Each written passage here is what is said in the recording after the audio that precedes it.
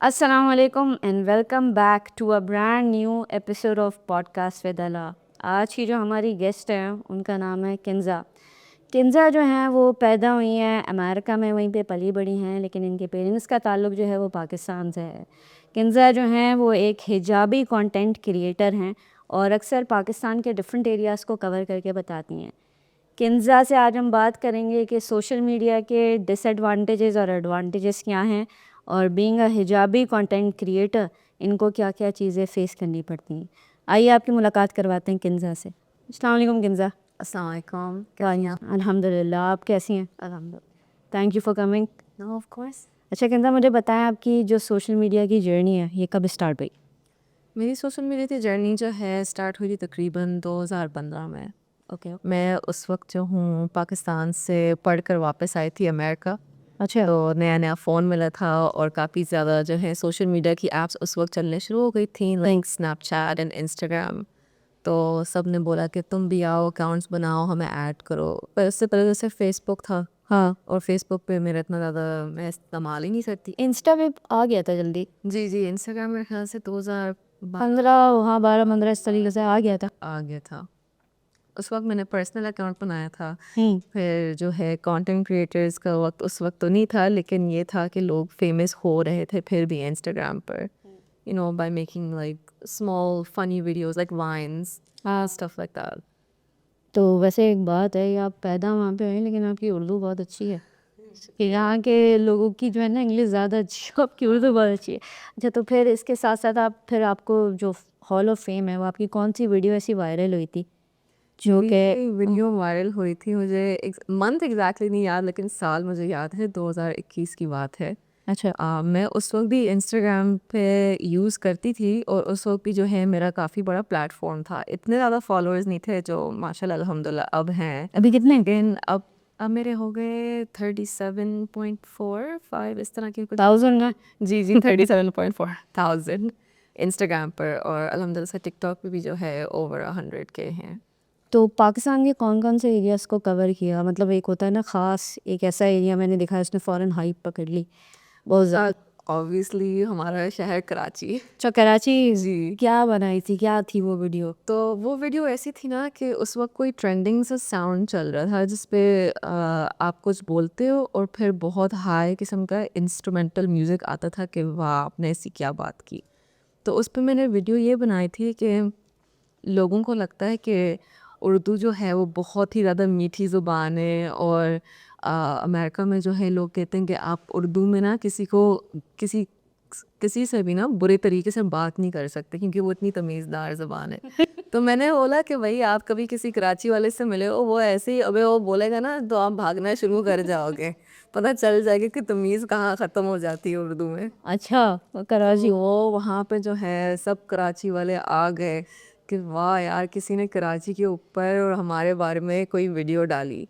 वरना तो यही होता है कि लोग जो है केपीके को भी ज़्यादा प्रमोट करते हैं, हमारे नॉर्थ के एरियाज़ को ज़्यादा प्रमोट करते हैं, लोग ज़्यादा है ना ज़्यादा प्रमोट करते हैं, पंजाबी जो हैं अपनी ज़बान को ज़्यादा प्रमोट करते हैं। तो कराची जो है अनफॉर्चुनेटली हमारे मुल्क में भी पीछे रह जाता है, और कंटेंट क्रिएटिव में सोशल मीडिया पे भी पीछे रह जाता है, लेकिन considering it's such a big city and it contributes so much to our country, हाँ, it deserves its own platform. Karachi वाले वैसे हैं बहुत अच्छे। मैं आपको बताऊँ, कराची की हॉस्पिटैलिटी जो है ना वो आपको कहीं पे भी नहीं मिलेगी। हाँ। कहीं पे भी नहीं, हालांकि मैं खुद जो हूँ मैं हज़ारेवाल हूँ, मैं पठान हूँ, और सब कहते हैं कि नहीं आप लोग तो बहुत ही ज़्यादा हॉस्पिटेबल होते हो, लेकिन अब कराची में आओगे ना जितनी हॉस्पिटैलिटी आपको यहाँ मिलेगी वो आपको पाकिस्तान में कहीं और नहीं मिलेगी। और मैंने काफ़ी ज़्यादा ट्रैवल किया पाकिस्तान में, so experience I can say this. अच्छा, बिल्कुल। तो कौन कौन से कराची के अलावा और कौन सा एरिया कवर किया हुआ है? लाहौर में घूमी हूँ काफ़ी बार, और एबटाबाद केपीके में जो है मानसरा आप कर दो, मानसरा से आगे भी, और नीचे का पंजाब साइड पर तो पिंडी, इस्लामाबाद, और गिलगित तक भी मैं गई हूँ, कश्मीर से भी मैं होकर आई हूँ। अच्छा। हाँ, सिर्फ मेरा जो रह गया वो बलूचिस्तान है। अच्छा, बलूचिस्तान देखें। तो मतलब सब लोग बोलते हैं कि जो पाकिस्तान के जो नॉर्दर्न एरियाज़ हैं ना वो स्विट्ज़रलैंड वगैरह टाइप है। हाँ, है सीनिक हैं, बहुत ज़्यादा सीनिक हैं। ये मैं कह सकती हूँ कि जो स्विट्ज़रलैंड वाले एरियाज़ हैं ना वो आ जाते हैं हमारे केपीके में, क्योंकि वहाँ पे लश है, ग्रीनरी ज़्यादा है कश्मीर की तरह। और लेकिन अगर आप जो है गिलगित की तरफ जाते हो ना तो वहाँ पे ज़्यादा जो है ड्राई और डर्ट वाले माउंटेनस एरियाज़ हैं। फिर अगर आप हंजा की तरफ जाते हो फिर दोबारा थोड़ी थोड़ी ग्रीनरी आती है, लेकिन वहाँ पे काफ़ी ज़्यादा ड्राई मौसम है। हाँ, अभी तो जा भी नहीं सकता, अभी नहीं तो तो बहुत बिल्कुल लोग यार वो में बंद हो जाते हैं। अच्छा, आप ये तो करती हो, इसके अलावा जो है आप पढ़ भी रही हो? जी, मैं पढ़ रही हूँ, मैं अपना प्री-मैट कंप्लीट कर रही हूँ, बैचलर्स, मेरा 1 और साल रह गया है। वहीं पर यूएस में? जी, यूएस में। आप यूएस में कहाँ होती हो? मैं यूएस में नॉर्थ कैरोलिना में होती हूँ, शार्लेट। अच्छा, और साथ में जॉब भी करती हो, क्योंकि वहाँ पे जॉब भी करना ज़रूरी होती है। मैं जॉब कर रही हूँ जब से मैं हाई स्कूल में थी, 9th या 10th ग्रेड। अच्छा, जी, यहाँ के बच्चों के लिए काफ़ी नया होगा ये। यहाँ पे बच्चे इतनी छोटी एज में जॉब कर रहे हो। हमारा जो स्कूल सिस्टम है वो अलाउ ही नहीं करता है। मैंने यहाँ से भी पढ़ाई की थी 8th ग्रेड में। अच्छा, एबटाबाद में पढ़ी थी मैं, इसलिए मेरी उर्दू काफ़ी ज़्यादा अच्छी है। तो फिर आप यहाँ से चली गई वापसी 8 तक आपने यहाँ पे पढ़ा या नहीं, सिर्फ 8th ग्रेड। सिर्फ 8th ग्रेड तक? हाँ। तो कितना फ़र्क आया होगा, मतलब एकदम माहौल चेंज होकर यहाँ मतलब पढ़ा है। मेरी पढ़ाई जो है ना कराची से शुरू हुई थी। कराची से शुरू हाँ, हुई? जब मैं पैदा हुई थी ना तो मम्मा जो है मुझे यहाँ पे लेकर आ गई थी। अच्छा तो उर्दू और हिंदी जो है मेरी पहली ज़ुबानें हैं। अच्छा इंग्लिश मैंने बाद में सीखी थी। अच्छा। मेरी स्कूलिंग भी यहीं शुरू हुई थी, मैं कराची कैडेट में पढ़ा था। हाँ, 2 साल 2-3 साल, फिर वापस हम चले गए, मेरी छोटी बहन जब पैदा हुई थी। फिर उसके बाद मैंने वहाँ पे ESL के कोर्सेज़ लिए। अच्छा 5th 6th ग्रेड तक तो मैंने ESL के कोर्सेज़ लिए इंग्लिश के। अच्छा अच्छा अच्छा अच्छा। हाँ। वरना ये होता है कि अक्सर जो बच्चे वहाँ पे पैदा होते हैं ना और थोड़े अरसे भी रहे होते हैं तो उनकी जो मदर्स होती हैं वो सिर्फ उनके साथ इंग्लिश ही बोलती रहती हैं, नहीं सिखा रही। घर में तो मेरी अम्मी इंग्लिश हमारे साथ बोलती ही नहीं, वो हिंदी में बात करती हैं। अच्छा हमारे घर में 3-4 ज़ुबानें चल रही होती हैं। पापा भी जो हैं वो हम सब हज़ारेवाल ही हैं, लेकिन पापा उर्दू में बात करते हैं, मम्मा हिंदी में, और हम बच्चे जो हैं वो हिंदी इंग्लिश, हिंदी क्या कहते हैं, और उर्दू सबको मिक्स करके बात करते हैं। तो बिल्कुल एक मिक्स किस्म की जो चीज़ है वो चल रही है। बिल्कुल। तो इसके अलावा जो है आपकी शादी भी हुई है माशाल्लाह से। जी। तो शादी का बोल 2 साल हो गए हम। वहाँ पे क्यों नहीं शादी की, यहाँ पे शादी क्यों की? बस क्या कह सकते हैं, वहाँ पे भी हमने कोशिश की थी, और ऐसी बात नहीं कि कोशिश तो चलो इंसान करता ही, लेकिन वहाँ पे जो है माइंडसेट्स बहुत ज़्यादा डिफरेंट है ना। जैसे क्या? लाइक स्पेशली लड़कों के जो है वो माइंडसेट्स बहुत ज़्यादा डिफरेंट हो जाते हैं। अच्छा कुछ में जो है या तो बहुत ही ज़्यादा वेस्टर्नाइज हो जाते हैं, मतलब फिर आपकी अपनी पर्सनालिटी के ऊपर डिपेंड करता है ना, क्योंकि मैंने इतना टाइम पाकिस्तान में स्पेंड भी किया, तो मैं भी चाहती हूँ कि जिस इंसान के साथ मैं हूँ वो जो है मेरे साथ उर्दू में भी बैंटर कर सके, और वो मतलब जो है पाकिस्तानी चीज़ों को भी समझ सके, क्योंकि मेरी आधी ज़िंदगी और मतलब बचपन भी जो है वो पाकिस्तान में गुजरा है। अच्छा तो कोई ऐसा हो जो रिलेट करने वाला हो, और वहाँ पे लड़के इस तरह से हैं जो पूरी तरीके से वेस्टर्नाइज हो जाते हैं, उनको उर्दू सही से बोलने नहीं आती, उनको अपने कल्चर में कोई इंटरेस्ट नहीं है, या सिर्फ उनको ये होता है कि उनको ट्रॉफी वाइफ चाहिए। अच्छा। हाँ। यहाँ के तो लड़के चाहते हैं कि वहाँ पे शादी हो जाए, किसी अंग्रेज से शादी कर ली, उसको कलमा पढ़ा कर वो सलमान कर दे। नहीं, यहाँ पे बहुत ज़्यादा ये चीज़ है। इनफैक्ट सिर्फ यहाँ पे ही नहीं है, और भी जो दूसरे मुल्क हैं हमारे, जो पड़ोसी मुल्क भी हैं, वहाँ पे भी कुछ इस तरीके की असल में ये चीज़ अमेरिका में भी बहुत ज़्यादा कॉमन हो गई है इसको। जैसे जो लड़के वहाँ से भी जो हैं पाकिस्तान आके शादियाँ करते हैं, या फिर जो वहाँ के नॉन मुस्लिम्स भी जो हैं जो फॉरेन कंट्री से शादियाँ करते हैं, उन लड़कों को हम कहते हैं पासपोर्ट ब्रोज। पूरा पूरा नाम है, ये पूरी थियरी है उनके ऊपर। अच्छा, तो आप एक और मुझे सबसे इम्पोर्टेंट चीज़ मुझे ये पूछनी थी कि हिजाब शुरू से लेती हो, या मतलब कोई जर्नी इसके पीछे भी है कि मतलब आपकी हिजाब एक होता है ना कि खुद से फैमिली फोर्स कर रही हो कि मतलब बेटा तुम बड़ी हो गई हो, हिजाब लेना शुरू करें? नहीं, अल्हम्दुलिल्लाह इस तरह से कभी नहीं हुआ ना। मेरे पेरेंट्स ने हमारे ऊपर कभी भी दीन फोर्स नहीं किया है। इम्पोर्टेंट है ये। हाँ, मतलब हमने बचपन से मम्मा ने जो है इस्लाम को हम लेकर चले, इस तरह से नहीं था कि वहाँ पे जैसे इवन ड्रेसिंग, मतलब until a woman hits puberty, मम्मा ने जो है हमें अमेरिकन स्टाइल वेस्टर्न ड्रेसेस में भी हमें रखा। जब हम छोटे थे तो स्कर्ट्स भी हमने पहनी थी, शॉर्ट्स भी हम पहनते थे, जैसे यहाँ पे भी छोटे बच्चे ना छोटे बच्चों को पहनाते, तो वो तो एक नॉर्मल सी चीज़ है।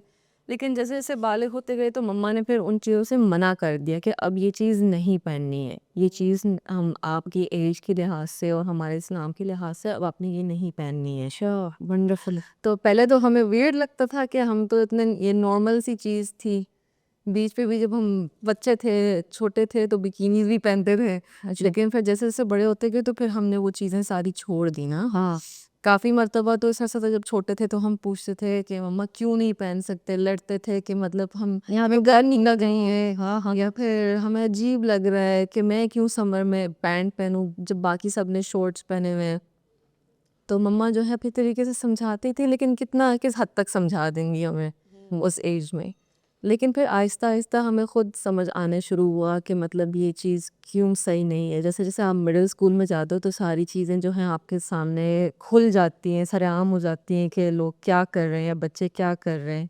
अगर आप क्रॉप टॉप्स पहन रहे हो, शॉर्ट्स पहन रहे हो, लड़के जो है और लड़कियाँ मिडल स्कूल में आके बहुत ज़्यादा फ्लर्टेशियस हो जाते हैं। अच्छा। Specially due to hormones. वही जो होती है ट्रांज़िशन चल रही होती है उसमें। मुझे जो याद है नहीं देखो इसमें मैं आपसे ये बोलूँगी कि यहाँ पर भी जो है ना या आप पूरी दुनिया में कहीं पे भी बच्चों को उठा लें, टीनेज बहुत सेंसिटिव एज हाँ, होती है। टीनेज स्पेशली मैंने बोला जैसे specially due to hormones if you want to go like talk about it more medically hormonal changes की वजह से ये चीज़ होती है जब आप प्यूबर्टी रीच कर रहे होते हो आप दोनों बंदों को एक साथ रख लो तो फिर वही होगा।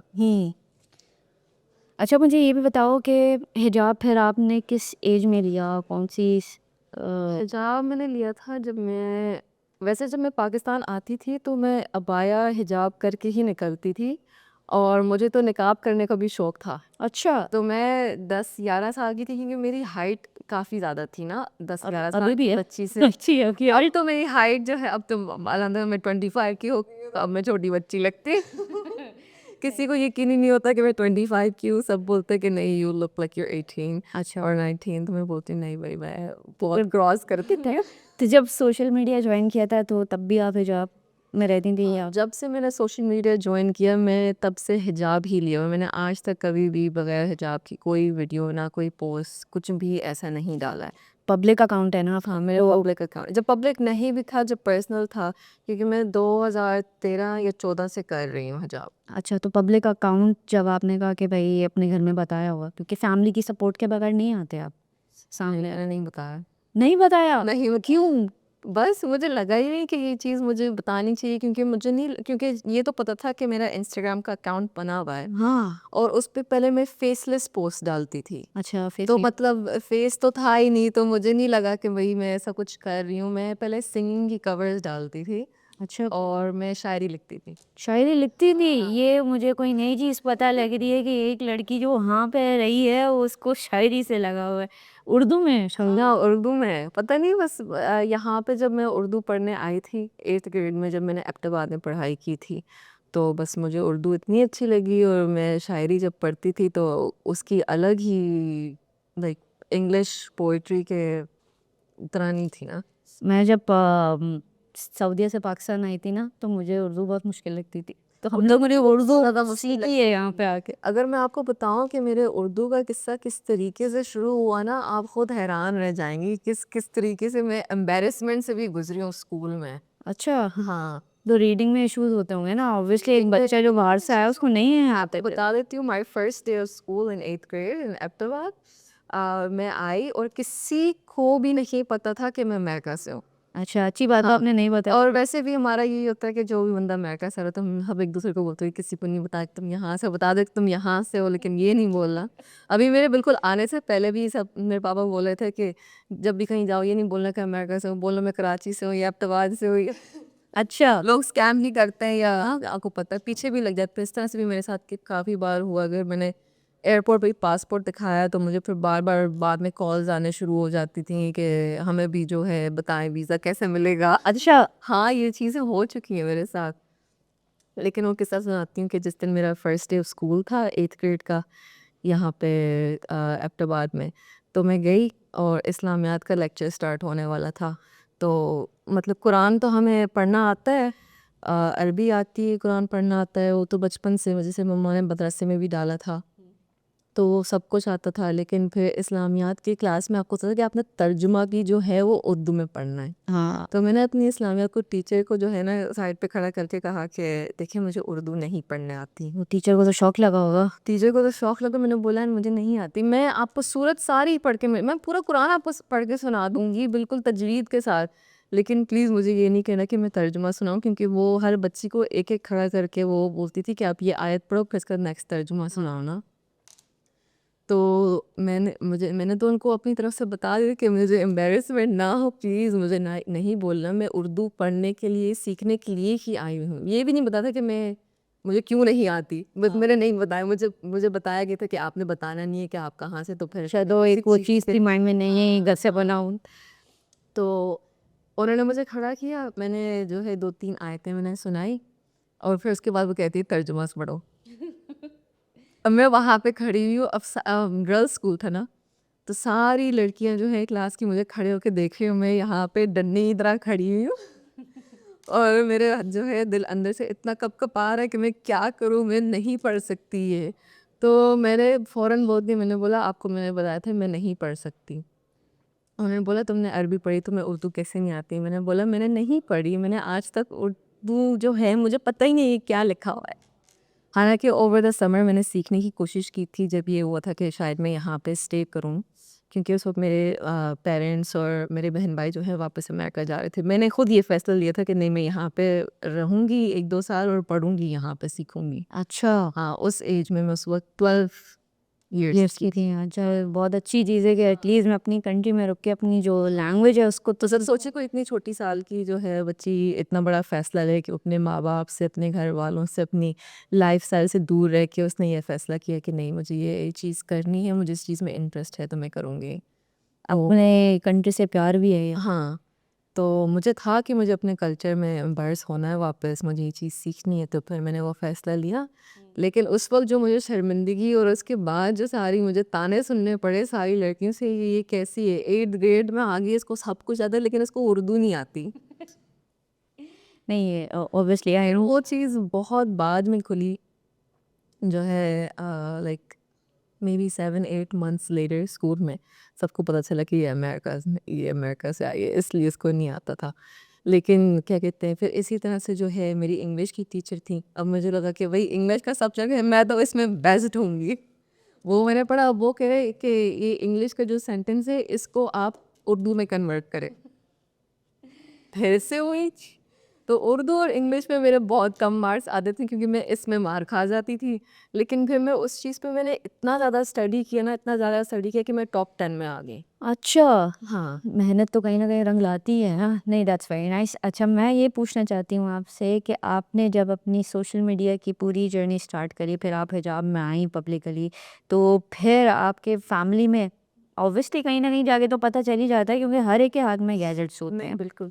फिर आपकी फैमिली ने क्या कहा आपको पहली बार देखने के मैं बाद? आपको बताती हूँ, जिस तरीके से मेरी वो वीडियो वायरल हुई ना, उसके बाद उसको वैसे मैंने सोचा ही नहीं था कि वो वायरल होगी, क्योंकि मेरी कोशिश ही नहीं थी। मैं उस तरीके से मैंने वो टिकटॉक पे डाली थी। ये टिकटॉक जो है उस वक़्त चल रहा था कोविड की वजह से, और उस वक़्त मैं टिकटॉक यूज़ करती थी ऐसी फ़िज़ूल की वीडियोज़, जैसे कोई सीनरी वीडियोज़ नहीं होती जिसके ऊपर पीछे आप म्यूज़िक लगाते थे। तो टिकटॉक का ना माइंड में जैसे टिकटॉक की बात आती है ना, तो ये होता है कि यहाँ पे ना सिर्फ म्यूजिक ही होता है, लिप सिंकिंग होती है, बट डायलॉग्स जो बोल रहे होते हैं ना लोग खड़े होके, तो ये होता है कि यार it's not a nice platform. It's not it's not मैंने काफ़ी टाइम से इतना ज़्यादा यूज़ करना छोड़ दिया बिकॉज़ बहुत ज़्यादा मैं ओवरवेल्म हो जाती थी वो उस मतलब स्क्रॉल करते हुए भी बहुत ज़्यादा टाइम बहुत ज़्यादा वेस्ट होता है आज तो सोशल मीडिया पर, नहीं पता लगता अपना टाइम। नहीं बिल्कुल। आप एक के बाद एक जो है ना चीज़ें जो है ना स्क्रॉल करते रहते हो, देखते रहते हो, फिर आपका जो अपना माइंड है, स्पेशली जो कंटेंट क्रिएटर होते हैं,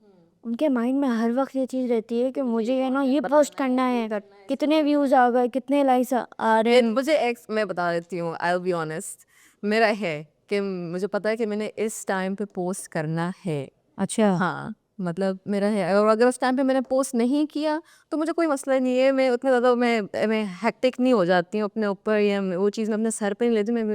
मैं बोलती हूँ कि अब तो मैं पोस्ट नहीं करी, अब मैं अगले दिन ही करूँगी। लेकिन ये बहुत बेचैनी। हाँ, बेचैनी होती है। फिर अब चलो इंस्टाग्राम पे ये चीज़ आ गई है कि आप जो है अपने पोस्ट को स्केड्यूल कर सकते हो। हाँ, तो ये चीज़ जो है मुझे थोड़ा-सा पीस ऑफ माइंड दे देती है। यूजुअली मैं कोशिश करती हूँ कि डेली पोस्ट अगर हो जाती है तो ठीक है, वरना अगर नहीं भी हुई तो इट्स ओके, मैं इतना ज़्यादा नहीं अपना सर खपाती हूँ उसके पीछे।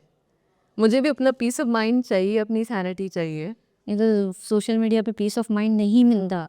लेकिन मैं आपको ये कह सकती हूँ, मुझे पीस ऑफ माइंड इसलिए क्योंकि मुझे पता है कि मुझे किस तरीके के लोग फॉलो करते हैं। अच्छा, आप मैं बहुत ज़्यादा कनेक्टेड हूँ अपने फॉलोअर्स के साथ, तो मुझे पता है कि मैं पोस्ट करूँगी, जो हैं जेन्युइन मेरे फॉलोअर्स हैं वो एक्टिव होंगे मेरी पोस्ट के साथ, वो एंगेज करेंगे और मैंने उनके लिए ही डालना है, क्योंकि वो इसी चीज़ से तो वो एंटरटेन होते हैं, तो फिर वो जिनको वेट करना होगा वो वेट करेंगे।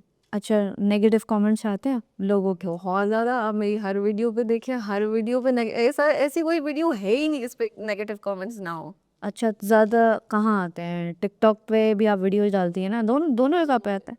हिजाब के ऊपर भी लोग बोलते होंगे कि आप हिजाबी हैं और आप इस तरीके के मतलब जिन चीज़ों के ऊपर आप सोच भी नहीं सकते ना कि कमेंट होगा, उस पर भी होगा। मतलब यहाँ तक भी बोलेंगे कि तू लैशेस ही फेक हैं, तुम बहुत ओवर कर रही हो, और हालांकि वो फेक नहीं भी होंगे। हाँ, वो तो आपको पता है, नेगेटिविटी तो आएगी ना कहीं ना कहीं से। कि फिर वो चीज़ ना दूसरे बंदे की इनसिक्योरिटी से भी निकल सकती है। तो हमारे दीन में भी यही कहा गया कि आपको ऑप्टिमिस्टिक रहना चाहिए, आप दूसरों के लिए खुद एक्सक्यूजेस बनाओ, इसके बजाय कि आप सोचो कि भाई ये बंदा क्यों इतना नेगेटिव हो रहा है। लेकिन मैं बताऊँ, आजकल जो सोशल मीडिया है ना, मुझे जो चीज़ सोशल मीडिया पे सबसे ज़्यादा अजीब लगने लगी है वो ये है कि ज़्यादातर लोग ना अपनी चीज़ों को शो ऑफ करते हैं। हमने ये ख़रीदा, बिल्कुल, हमने वो ख़रीदा। सोशल मीडिया तो बना ही इसलिए था ना कि हम शो ऑफ कर सकें। तो यहाँ पे फिर जो लोगों के पास इतना नहीं है ना, फिर वो आकर एक चीज़ ये सोचते हैं हसद होती कि नहीं, इसमें एक और चीज़ ये भी होती है। देखिए, हर नेमत वाले से हसद तो की जाएगी, ये तो हदीस हमें मिलती है। जो लोग बहुत मेहनत कर रहे होते हैं ना और उनको अपने रिजल्ट्स नहीं मिल रहे होते, तो एक टाइम पर आकर वो लोग ये बात ज़रूर सोचते हैं कि अल्लाह ताला ने ना इस बंदे को बहुत ज़्यादा नवाजा हुआ है और मेरे पास ना बहुत कम है। हालांकि ऐसा नहीं है। अल्लाह अपने हर बंदे से बहुत प्यार करता है और हर बंदे को जो है ना नवाजता है चीज़ों से, कि ना उसको पता होता है कि मुझे किस टाइम पे क्या चीज़ किस बंदे को अता करनी है। लेकिन आजकल के टाइम पे ना लोगों के अंदर से पेशेंट। हाँ, इम्पेशेंट है और कंपटीशन भी है। बिल्कुल, इसलिए जो जेलसी का फैक्टर है ना, वो बहुत ऊपर जा रहा है लोगों में, और लोगों के अंदर से पेशेंस ख़त्म हो गया। जो आप बोली हो ना, इम्पेशेंट वो भी हो गए हैं। और इसके साथ ये सोचते हैं कि यार हमारे पास ये चीज़ नहीं है, अब हमारी ज़िंदगी में क्या होगा। ग्रैटिट्यूड ख़त्म हो गया। आप कितना ही दे दो अगले को, अगला बोलेगा मेरे पास ना कमी है, मुझे अभी और चाहिए। मिसाल के तौर पे अगर किसी के पास सैमसंग है, वो चाहेगा मेरे पास आईफोन वो आ जाए। यही आ गया ना, फिर कोई किसी हाल में खुश नहीं है। हाँ, तो ख़त्म हो गया ग्रैटिट्यूड जो है ना, वो हमारी सोसाइटी से ख़त्म होता जा रहा है। बिल्कुल, इस्लाम में इसलिए तो कहा गया है कि अगर आपको लगता है कि आपके पास चीज़ें कम है, आप अपने आप से कमतर को देखो, फिर आपको एहसास होगा कि आपके पास क्या है। अब आप पाकिस्तान में रह के जो है लोगों को लगता है कि हमारे पास जो है वो बहुत कम है। आप बाहर जो आपको सड़कों पे इतने गरीब लोग मिलेंगे, जिनके बच्चे जो हैं वो अपाहिज हैं, जिनके पास पैसा नहीं है, सर पे ढकने के लिए कपड़ा नहीं है। फिर आप अपने आप को देखो और फिर शुक्र अल्हम्दुलिल्लाह करो कि आपके पास एटलीस्ट बेयर मिनिमम जो है सर्वाइवल के लिए तो है। लेकिन सोशल मीडिया में ये वाली चीज़ लोगों को नहीं समझ में आती है। और ये भी है कि जो लाइव्स हम सोशल मीडिया पे गुजार रहे हैं ना, वो असल ज़िंदगी नहीं है। आई मीन है, एक हिस्सा है, but it's not the complete reality. हम कहते हैं ना कि भाई आप अगर आप एक तस्वीर को लेके देखते हो और उसके अंदर मैग्नीफाई कर दो, तो आपको कोई छोटी सी चीज़ नज़र आएगी और आपको लगता है कि भाई यही सब कुछ है। लेकिन फिर you step back and you look at the whole picture and you realize that this is just a small part of it, of the whole picture. इसी तरह से ज़िंदगी और सोशल मीडिया को भी आप यही समझ सकते हो कि भाई वो जो सोशल मीडिया है ना, वो उस बंदे की ना वो स्मॉल मिनिस्क्यूल डिटेल आपको दिखा रहा है। बाकी की चीज़ें आपको नहीं पता, ना आपको दिख रही हैं। अगर वो कोई चीज़ शो ऑफ भी कर रहा है ना, आपको ये नहीं पता कि भाई उसने हराम के पैसे से लिए, उसने हलाल के पैसे से लिए, वो चीज़ ख़रीद के उसको खुशी मिल भी रही है, ये चीज़ ख़रीद को उसको फ़ायदा हुआ भी, या फिर उसने वो चीज़ ख़रीदने के लिए अपने आप को कितना मार दिया, या अपनी सारी जो एक्चुअल नेसेसिटीज़ थी इसकी ज़िंदगी में, उसको छोड़ के ये चीज़ ली शो ऑफ करने के लिए। हम्म, लेकिन नोबडी थिंक्स अबाउट दैट। फिर जब अगर आप भी उसी लाइफस्टाइल में पड़ जाते हो, फिर आपको अंदाज़ होता है। लेकिन देखिए, मैं यहाँ पे ये भी बोलूँगी, जिस तरीके की सोशल मीडिया लाइफ अब वीलॉग के थ्रू जो दिखा रहे हैं, उस चीज़ को मैं अप्रिशिएट नहीं करूँगी। वो बहुत फेक है, वो बहुत ज़्यादा फेक है। मुझे समझ में नहीं आता, आपने बस कैमरा लिया, आप बस खड़े हो गए। हालांकि व्लॉग का मतलब ये बिल्कुल भी नहीं होता। अगर हम डिक्शनरी में जाके देखेंगे ना, आप अपने थॉट्स या अपने एक्सपीरियंस को जो है ना वीलॉग बोलते हैं।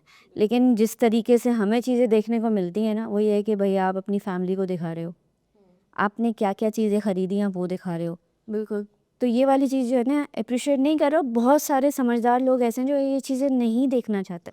वो ये देखना चाहते हैं कि भाई कोई ऐसी चीज़ है जिससे हम कुछ सीख सकें, हमारी है ना। चीज़ वैल्यू में आए। हाँ एग्जैक्टली। तो जो है ना इस वजह से जो है ना लोग बहुत ज़्यादा जो है ना तंग भी होने लगे। वो फिर ये है ना कि फिर वो एंटरटेनमेंट ही रह गई है। जिन लोगों को होता है एक नफ्सियाती इशू में समझती, जिनको होता है कि बहुत नोज़ी होते हैं, उनके अंदर ये चीज़ होती है अंदर से कि भाई मुझे बस पता हो कि लोगों की ज़िंदगी में क्या चल रहा है, हाँ वो फिर ऐसे ब्लॉग्स देखते हैं जस्ट टू कीप टैब्स कि भाई उसके साथ क्या हो रहा है इसकी ज़िंदगी में, उसके साथ क्या हो रहा है क्यूरियोसिटी भी हम लोग डेवलप कर रहे हैं ना। लेकिन आपको पता है क्यूरियोसिटी जो मना है, बिल्कुल। तजस्सुस नहीं करना हमने। आप जब लोगों में तजस्सुस पैदा कर रहे हैं तो आप गुनाह की तरफ भी तो जा रहे हैं ना, लोगों को माइल कर रहे हैं। हम किस तरीके से सेलिब्रिटीज़ के बारे में बात करते हैं कि भाई तुम्हें पता है उसकी ज़िंदगी में अभी क्या हुआ है, उसके साथ इसका ब्रेकअप हो गया, उसके साथ ये डिवोर्स, वो उसके साथ शादी कर रहा है, ये सारी चीज़ें ये यही तो है, इसी को तो एंटरटेनमेंट कहते हैं। ये तो गॉसिप भी हुई, तो बैक बाइटिंग भी हुई ना, सारी चीज़ें हो रही थी। नहीं लेकिन मैं इस चीज़ को जो है ना थोड़ा, मुझे जो है ना पर्सनली ये वाली चीज़ नहीं अच्छी लगती। और इनफैक्ट अगर मैं अपने फ्रेंड्स की भी बात करूँ ना, तो मेरे फ्रेंड्स भी बोलते हैं कि यार इसमें बहुत सारी ऐसी चीज़ें आ रही हैं जो रियाकारी में। हाँ बिल्कुल। और बहुत सारी चीज़ें ऐसी भी हैं जिसमें हम अल्लाह ताला को नाराज़ भी करते हैं। हाँ कि फैमिली को लाना फ्रंट पे, आप अपने घर की बहनों को, बेटियों को जो आप सोशल मीडिया पे लेकर आ सकते हैं। कुछ नहीं, और यही चीज़ जो है मैं अपनी सोशल मीडिया पे नहीं क्रिएट करती हूँ। ज़्यादा से ज़्यादा आपको मेरी सोशल मीडिया पे जो है मेरी फ्रेंड के साथ सिर्फ स्टोरीज़ होंगी। जब अगर हम कहीं बाहर गए हैं, वो भी उनकी कभी कभी तो फेसेस होते ही नहीं है, मतलब सीनरी होता है, वो चल रही है आगे तो मैंने पीछे से कोई वीडियो बना के डाल दी। लेकिन मैं अपनी फ्रेंड्स को जो हूँ मैं पोस्ट नहीं करती, ना मैं अपनी फैमिली को पोस्ट करती हूँ मेरे हस्बैंड के सिवाय। वो भी ये आपको हस्बैंड की सपोर्ट है इस चीज़ में? मेरे हस्बैंड ने सपोर्ट किया तभी तो मैं आगे करी, वरना मेरे बीच में से थोड़ा बहुत ना छोड़ दिया था। फिर उसने मुझसे खुद बोला कि नहीं मुझे पता है this is like a part of your passion, this is your hobby and this is something that you like, so you should definitely do it sometimes. तो वो मुझे खुद ट्रेंड्स भी भेजता है कि तुम ये वाला ट्रांजिशन ट्राई करो, ये अच्छा लगेगा, तुम ये अच्छा करोगी। तो डर नहीं लगता है? जैसे समटाइम्स ये भी होता है, ज़्यादातर हो भी रहा है कि आपकी फेक आईडीज़ बन जाती हैं सोशल मीडिया खुद तो। मुझे था डर। पिक्चर्स भी तो लोग उठा लेते हैं और फिर प्रोफाइल पूरी बना के आपके नाम से कर रहे होते हैं आई स्कैम। थिंक मेरे साथ ये सिर्फ ना एक बार हुआ है। वैसे मुझे लगता था कि शायद बहुत मरतबा, क्योंकि आम से लोगों के साथ भी ये चीज़ मैंने बहुत मरतबा होता है। मेरी अपनी फ्रेंड्स जो हैं जिनकी बहुत प्राइवेट प्राइवेट अकाउंट्स हैं, हाँ मतलब ओनली गर्ल्स, या फिर उनके सिर्फ 200 वो फॉलोअर्स होंगे, वो ऐसी लोगों को फॉलो करेंगे जिनको वो इन पर्सन या इन रियल लाइफ जानते हो, उनकी भी फेक आईडीज़ लोग बना रहे हैं। हाँ, क्योंकि मेरी अपनी फैमिली में भी कुछ इस तरीके का सिलसिला हुआ है कि जो है ना एक नहीं, दो नहीं, तीन तीन आईडीज़ बना दी और बोल रहे हैं भाई हमारी चीज़ें, इनफैक्ट नंबर जो है ना, आपका व्हाट्सएप नंबर, वो तक लोगों को पता है। कह रहे हैं कांटेक्ट कर लो और आपकी डीपी भी लगी है व्हाट्सएप के ऊपर। तो डर भी तो होता है ना सोशल मीडिया। मैं पता है मैं बहुत पैरानॉइड होती हूँ अपना नंबर शेयर करने में। लाइक एक्चुअली मैं बहुत ज़्यादा पैरानॉइड होती हूँ, तो मैं अपना नंबर शेयर करती नहीं हूँ। तो जब भी अगर वो मुझसे कोई नंबर मांगता है, अगर मैं उस बंदे को खुद इन पर्सन ना जानती हूँ तो मैं नंबर नहीं देती। अगर वो आई मैसेज पे बात हो तो मैं उसको आई क्लाउड वाली ईमेल दे देती हूँ। मेरा तो नंबर जाता ही नहीं है। अगर मैं किसी को मैसेज करती हूँ तो उसको ईमेल आईडी आती है मेरी। अच्छा, हाँ, तो मैं बहुत ज़्यादा पैरानॉइड होती हूँ इस चीज़ पे कि मेरा नंबर किसी को नहीं जाए। इस चीज़ पे मैं बहुत ज़्यादा प्राइवेट रहती हूँ, और इसी तरह से मैंने जैसे कहा कि मैं फैमिली की पिक्चर्स या वीडियोस वगैरह मैं शेयर करना प्रेफर नहीं करती ज़्यादा। अच्छा भी तो है ना इस चीज़ में, आप सेव भी हो, आपको अपने प्राइवेसी तो और कुछ पता है मेरे अंदर ये बर्दाश्त नहीं है कि कोई मेरी फैमिली के ऊपर कोई बात करे या कोई कमेंट करे, चलिए मेरे बारे में करे, इट्स ओके, मैं बर्दाश्त कर सकती हूँ। मुझे पता है कि मेरी लिमिट कहाँ तक है, मेरा ईमान कहाँ तक है, लेकिन मैं ये नहीं कह सकती कि कोई दूसरा भी बर्दाश्त करे। आपके साथ साथ दूसरे भी सफ़र करना। Social media is my choice, it's not their choice. लोग बातें करते हैं फिर बहुत ज़्यादा ना, और वो तो वहाँ पे आके आपकी फिर ये वाली चीज़ होती है ना कि हमारी बाउंड्रीज आ गई वहाँ पर। इसी तरीके से ना मैं ये भी नहीं प्रेफर करती कि आप जो है अगर कोई फ़नी चीज़ बाहर हो भी रही तो आप उसकी वीडियो लेके आप डाल दो। We don't have the right to do that. लेकिन ना मुझे ये बताएं कि जो लड़कियाँ हिजाब में आना चाहती हैं एज अ कंटेंट क्रिएटर, अपने आप को एक्सप्रेस करना चाहती हैं, तो वो किस तरीके से आएँ, उनको क्या एडवाइस देंगी आप? अगर वो लाइक एज अ हिजाबी या फिर एज एज अ हिजाबी। एज अ हिजाब? हाँ। ठीक है, एज अ हिजाबी मेरी सबसे पहली एडवाइस तो यही होगी, एक बहन की तरह मैं बताऊंगी कि आपने अपना रिलेशनशिप जो है हिजाब के साथ पहले खुद बिल्ड करना है। हमारे यहाँ इस तरह से होता है कि जिस तरह से मुसलमान फैमिलीज़ में होता है कि आपको बोल देते हैं कि आप हिजाब शुरू करो, इस्लाम में ये है, लेकिन हम सिर्फ इस वजह से ओढ़ लेते हैं कि वही बस बोला हुआ है कि हिजाब हमने करना है। हमारा कोई पर्सनल रिलेशनशिप हम बनाते ही नहीं है हिजाब के साथ। ये बहुत कॉमन है, मैंने बहुत देखा है लड़कियों को पता ही नहीं है वो हिजाब क्यों पहन रही हैं। तो जब तक आपने वो उस रिलेशनशिप को या उस बेसिक फाउंडेशन को स्ट्रॉन्ग नहीं किया, अपने ईमान को स्ट्रॉन्ग नहीं किया ना, आप एज अ हिजाबी बिल्कुल सोशल मीडिया पे आ ही नहीं सकते। आप समझे कि आप एक दिन आइए ना, अगले दिन वो आपसे खुद ही उतरवा देंगे। हम्म। और मैं ये तो नहीं कह सकती कि मेरी बहुत लंबी कोई करियर है सोशल मीडिया में, लेकिन जितने टाइम से मैं सोशल मीडिया पे हूँ, मैंने बहुत नोट किया है कि बहुत बड़ी बड़ी इन्फ्लुएंसर जिन्होंने हिजाब जो है 10-15 साल से वो कर रहे होंगे, लेकिन जैसे ही वो फेमस हो गए, जैसे ही उनको अपॉर्चुनिटी मिलेगी, तो हिजाब उनने उतार दिया। अब वो जो भी रीज़निंग बता दें, वो रीज़निंग काफ़ी नहीं होती लोगों को समझाने के लिए, लोगों को बताने के लिए। आप खुद वो चीज़ नहीं एक्सप्रेस करवा सकते हो।